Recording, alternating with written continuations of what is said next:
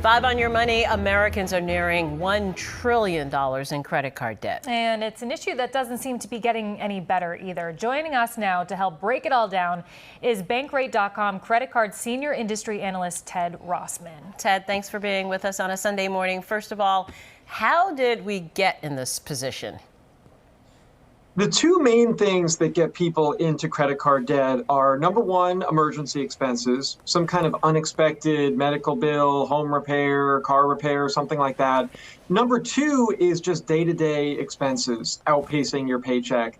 That has actually really taken center stage over the past year and a half or so as inflation has been so high. I think everyone can relate to those points. Where are we headed now, both in terms of balances and rates? One thing that I worry about is that in the first quarter, for the first time in 20 years, credit card balances failed to fall. They were exactly even from the fourth quarter of last year to the first of this year. That's actually really notable because usually we see a pronounced drop in the first quarter. People have New Year's resolutions to pay off that holiday debt. Maybe they use some of their tax refund money to pay off debt. That didn't happen this year. And normally balances grow in the second and third quarter, and then they really spike in the fourth quarter around the holidays. So I think we have some tricky situations here. We have more people carrying more debt. That debt costs more than ever. The average interest rate is over 20%. That's the highest since we started tracking almost 40 years ago. So I think it's really important to make credit card debt payoff a priority. About half of cardholders carry it from month to month. So many dire numbers. So we've established the problem. Let's talk solutions. You just wrote an article, How to Pay Off Credit Card Debt in 1 Year. Is that a realistic possibility for a lot of these people with those high balances? And those rates don't help either. It is. We want to give some hope here. You can definitely do it. A 0% balance transfer card is my top tip. These offers last as long as 21 months. So you take your existing high cost debt, move it over to a new card with a 0% promotional rate. That can be a tremendous tailwind.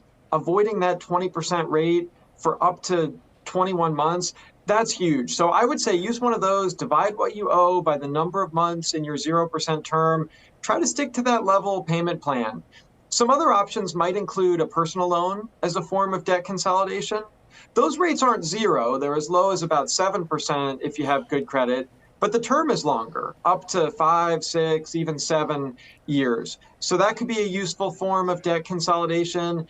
I would also say that nonprofit credit counseling can be great. Agencies like Money Management International can negotiate similar plans. You don't even need great credit. And then finally, maybe take on a side hustle or sell stuff you don't need or cut your expenses. All of this can help. Before we let you go, do you have any other advice for people to help them manage their debt? I think it's really important to come up with a plan. I think sometimes it's hard to talk about these things or think about them, but you can definitely do it. You can definitely pay it off, but you need to make a plan. The minimum payment math is brutal. I mean, if you have the average balance, which is about $5,700 according to TransUnion, if you make minimum payments at the average rate, you'll be in debt for more than 17 years, and you'll pay about $8,300 in interest. So that's where it's so critical to come up with a plan, like a balance transfer or nonprofit credit counseling or a personal loan. Get moving in the right direction and you can build momentum and pay down that debt. Okay, Ted Rossman, credit card senior industry analyst with Bankrate.com. Thank you for your time and your insights this morning too. No problem. Thank you. Thank you so much.